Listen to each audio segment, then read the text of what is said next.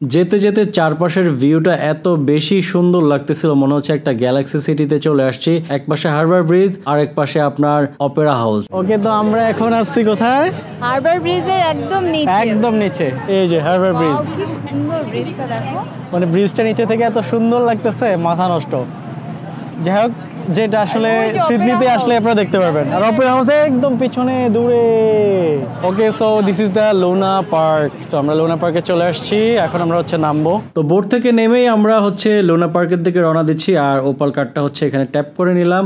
আর পার্কটা মেইনলি হচ্ছে এটা বাচ্চাদের জন্য, তো আপনাদেরকে পার্কটা ঘুরে দেখাচ্ছি। সো আমার পিছনে দেখতেই পাচ্ছেন, এটা হচ্ছে লুনা পার্ক। তো আমাদেরকে হচ্ছে বোটে আমাদের টাকা কাটছে হচ্ছে $10 করে, $10 সামথিং।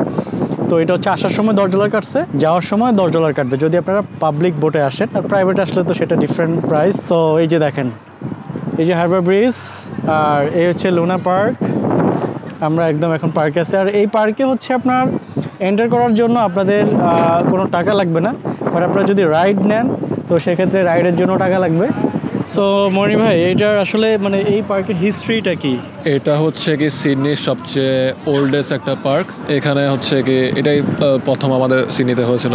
ওকে, সো এটা এর আগে কোনো পার্ক ছিল না, এটাই প্রথম আমাদের সিডনিতে নতুন লুনা পার্ক।